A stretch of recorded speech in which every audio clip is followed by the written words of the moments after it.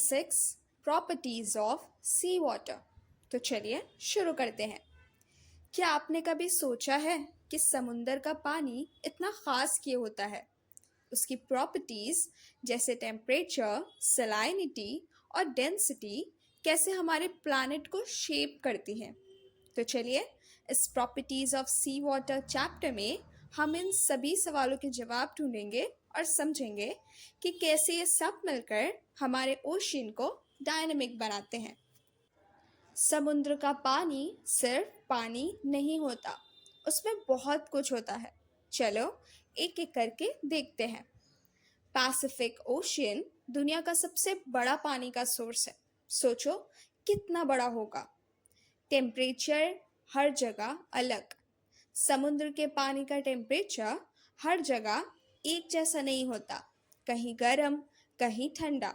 जैसे हमारे घर में हर कमरे का टेम्परेचर अलग हो सकता है, वैसे ही समुद्र में भी होता है। नमक कहाँ से आया? नदियाँ जब पहाड़ों और ज़मीन से गुजरती हैं तो अपने साथ छोटे छोटे मिनरल्स और नमक के पार्टिकल्स ले आती हैं। ये सब समुद्र में जमा होते रहते हैं और ये प्रोसेस लाखों सालों से चल रहा है। जब सूरज की गर्मी से समुद्र का पानी इवेपोरेट होता है तो सिर्फ पानी उड़ता है, नमक वही रह जाता है। इसी वजह से समुद्र का पानी इतना नमकीन होता है। ज़मीन और पानी अलग अलग तरीके से गर्म और ठंडे होते हैं। ज़मीन बहुत जल्दी गर्म हो जाती है और जल्दी ठंडी भी हो जाती है, लेकिन पानी धीरे धीरे गर्म होता है और धीरे धीरे ही ठंडा होता है। इसी वजह से ज़मीन के टेम्परेचर में बहुत ज़्यादा चेंजेस आते हैं, जबकि पानी के टेम्परेचर में उतना नहीं आता। जैसे इक्वेटर के पास ज़मीन का एवरेज टेम्परेचर 45 डिग्री सेल्सियस से भी ज़्यादा हो सकता है, जबकि समुद्र का टेम्परेचर लगभग 25 डिग्री सेल्सियस होता है। और पोल्स के पास जहाँ बहुत ठंड होती है, ज़मीन का टेम्परेचर -25 डिग्री सेल्सियस तक गिर जाता है, लेकिन पानी का टेम्परेचर -2 डिग्री सेल्सियस के आसपास रहता है। पानी थोड़ा गर्म रहता है ज़मीन के कंपैरिजन में। तो स्टूडेंट्स, ये थे समुद्र के पानी के कुछ इम्पॉर्टेंट कैरेक्टरिस्टिक्स। अब हम समझेंगे समुद्र के पानी का टेम्परेचर। तो देखो, जैसा हमने पहले भी पढ़ा, समुद्र के पानी का टेम्परेचर हर जगह एक जैसा नहीं होता। हम इसको दो पार्ट्स में देखते हैं, एक जो ऊपर सरफेस पर होता है और दूसरा जो गहराई में होता है। First, let's focus on surface temperature of sea water. जैसे आपके घर में हर कमरे का टेम्परेचर अलग हो सकता है, वैसे ही समुद्र के सरफेस का टेम्परेचर भी हर जगह अलग होता है। यह लैटिट्यूड के साथ बदलता है। लैटिट्यूड मतलब आप अर्थ पर कितने ऊपर या नीचे हो। अगर आप इक्वेटर से पोल्स की तरफ जाओगे तो टेम्परेचर कम होता जाएगा। क्यों? क्योंकि इक्वेटर पर सूरज की रोशनी सीधी पड़ती है और पोल्स पर तिरछी। इक्वेटर के पास ये लगभग 25 डिग्री सेल्सियस होता है, बीच के लैटिट्यूड्स में 16 डिग्री सेल्सियस के आसपास, और पोल्स के पास तो सिर्फ 2 डिग्री सेल्सियस तक गिर जाता है। कितना ठंडा! बहुत सारी चीज़ें इसको अफेक्ट कर सकती हैं, जैसे समुद्र की लोकेशन, वो कहाँ है, गर्म जगह या ठंडी जगह। ओशियन करंट्स, सी वाटर की पानी की नदियाँ जो गर्म या ठंडे पानी एक जगह से दूसरी जगह ले जाती है। साइक्लोन्स और रेनफॉल, तूफान और बारिश भी टेम्परेचर बदल सकते हैं।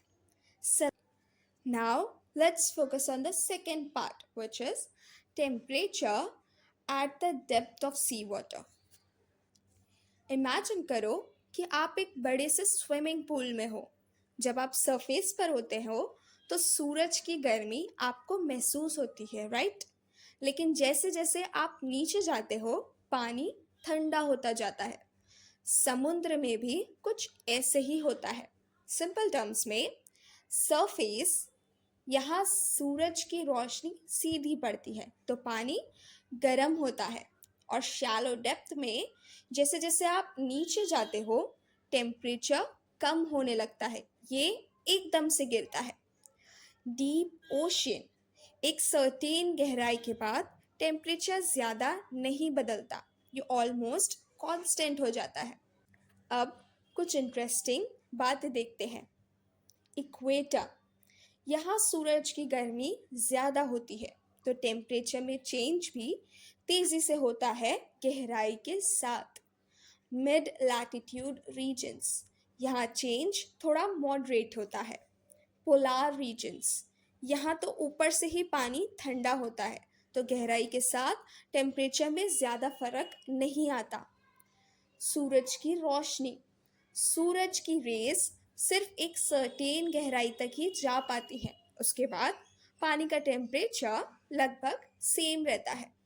2000 मीटर्स की गहराई के बाद सी वाटर का टेम्परेचर पूरी दुनिया में इक्वेटर से पोल्स तक लगभग 4 डिग्री सेल्सियस तक ही रहता है। और हाँ, इतनी गहराई पर पानी फ्रीज नहीं होता।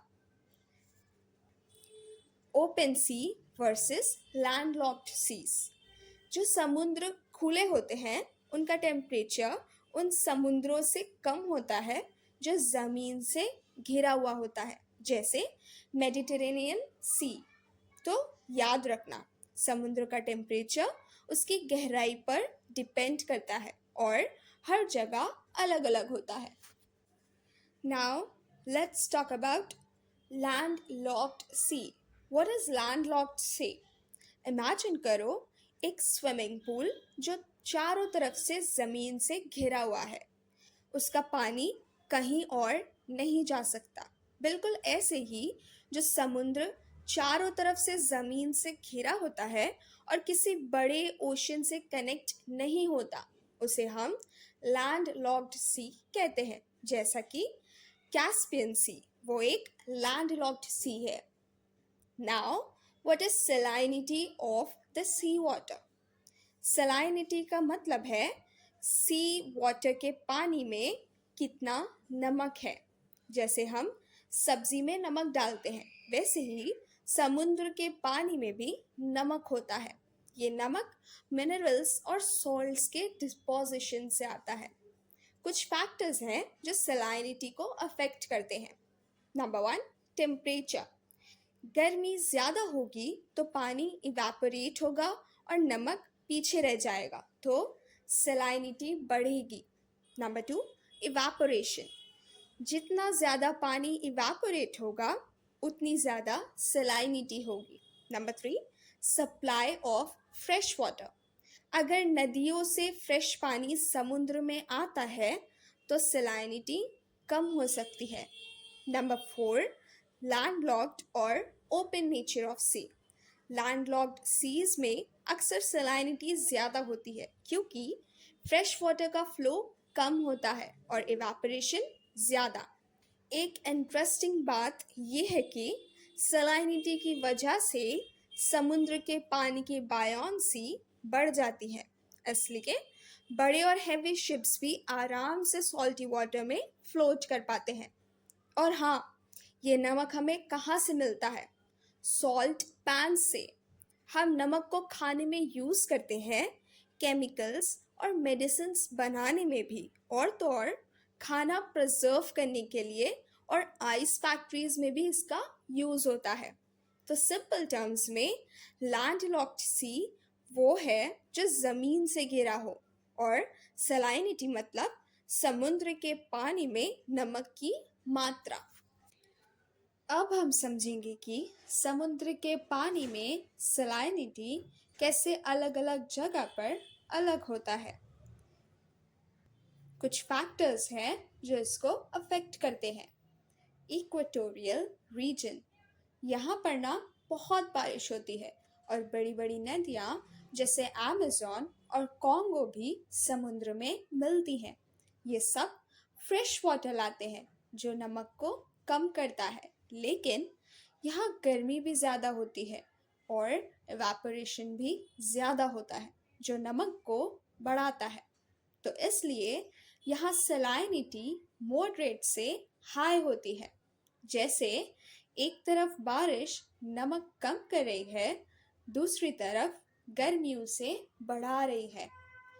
ट्रॉपिकल रीजन, ये वो एरिया है जहाँ गर्मी बहुत होती है और इवापोरेशन भी ज़्यादा होता है। जब पानी इवापोरेट होता है तो नमक वहीं रह जाता है, इसलिए यहाँ पर सलाइनिटी मॉडरेट होती है। सिंपल है, ज़्यादा गर्मी इज इक्वल्स टू ज़्यादा इवापोरेशन इज इक्वल्स टू ज़्यादा नमक। मिड लैटिट्यूडनल जोन्स, यहाँ पर सबसे ज़्यादा सलाइनिटी मिलती है। इसका मतलब है कि यहाँ पानी में नमक की मात्रा ज़्यादा होती है। तो स्टूडेंट्स याद रखो, बारिश, नदियाँ, गर्मी और इवापोरेशन ये सब मिलकर डिसाइड करते हैं कि समुद्र के पानी में कितना नमक होगा। रेड सी, तो देखो ये जो रेड सी है ना, ये इंडियन ओशन का ही एक छोटा सा हिस्सा है, जैसे एक बड़े घर का एक कमरा। ये कहाँ है? ये नॉर्थ ईस्ट अफ्रीका और अरेबियन पेनिनसुला के बीच में है। सोचो, दो बड़े जमीन के टुकड़े के बीच में एक लंबा सा पानी का रास्ता। इसका जो नीचे वाला हिस्सा है यानी सदर्न एंड, वो इंडियन ओशन से जुड़ा हुआ है, मतलब वहाँ से पानी आता जाता रहता है। लेकिन जो ऊपर वाला हिस्सा है यानी नॉर्दर्न एंड, वो ऑलमोस्ट बंद है, जैसे एक बंद झील हो। अब एक इंटरेस्टिंग बात, रेड सी के नॉर्दर्न पार्ट में पानी बहुत ज़्यादा सॉल्टी होता है और साउदर्न पार्ट में थोड़ा कम सॉल्टी। ऐसा क्यों?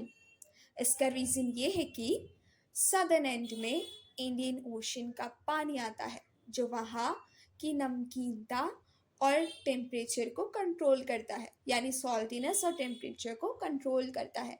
लेकिन नॉर्दर्न पार्ट में गर्मी बहुत ज़्यादा होती है और इवापोरेशन भी बहुत होता है।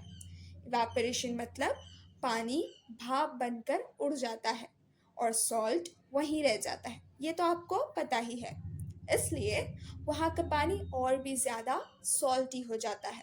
तो बस इतना याद रखो, रेड सी इंडियन ओशन का पार्ट है, अफ्रीका और अरेबिया के बीच में है और इसके नॉर्दर्न पार्ट में पानी ज़्यादा सॉल्टी होता है गर्मी और इवापोरेशन की वजह से।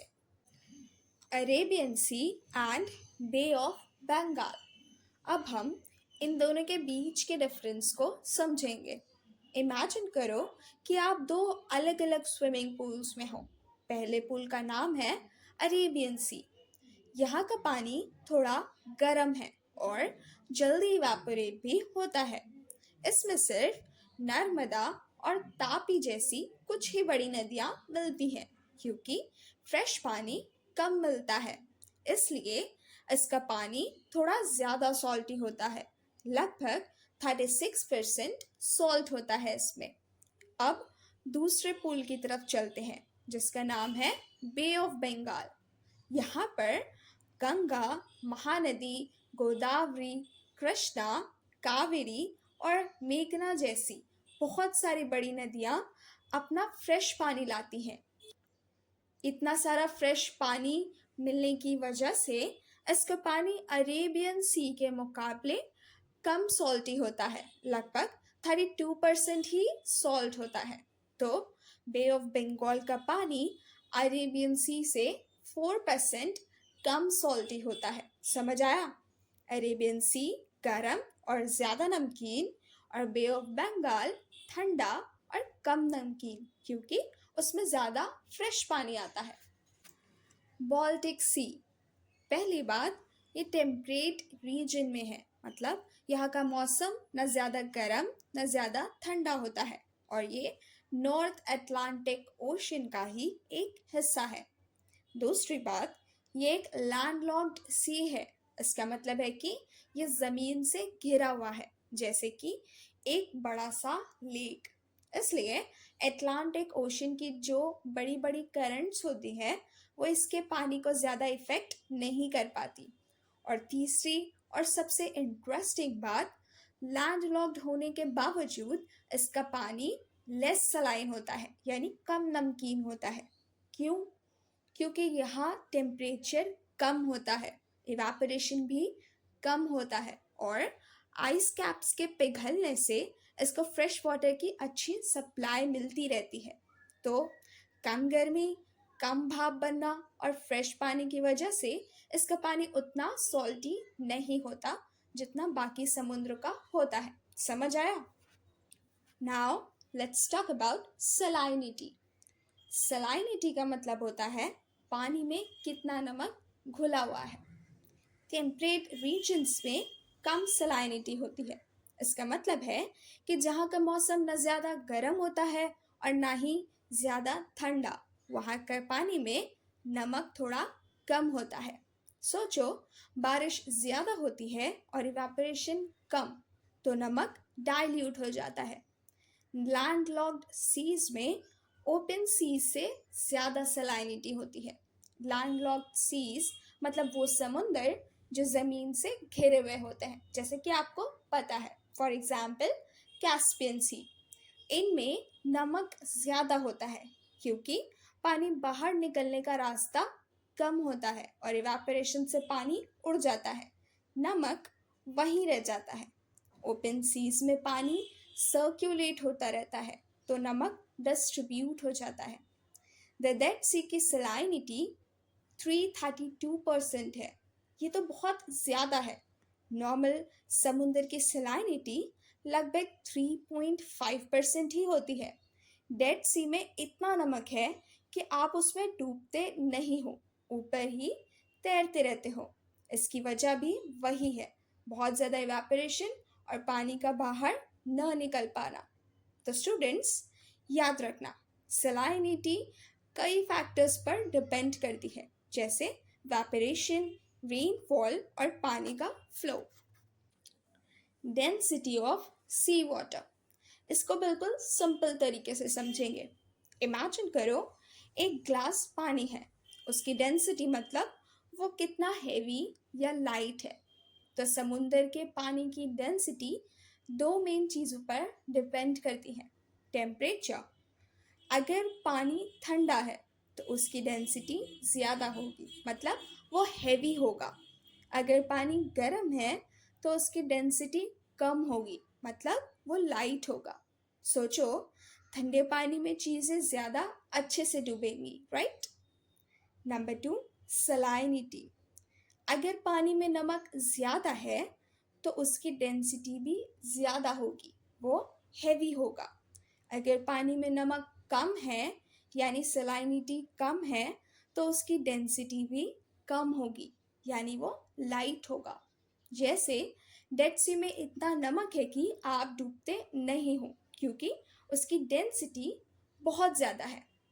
एक इंटरेस्टिंग पॉइंट, कभी कभी ऐसा भी होता है कि नमक कम है, पर अगर पानी बहुत ठंडा है तो भी उसकी डेंसिटी ज़्यादा हो सकती है।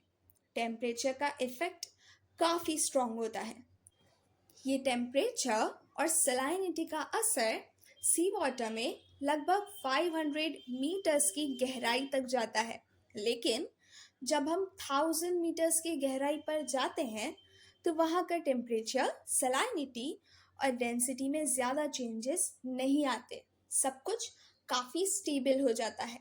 और हाँ, ये जो डेंसिटी का डिफरेंस होता है ना, अलग अलग जगहों पर, इसी की वजह से ओशियन करंट्स बनती हैं।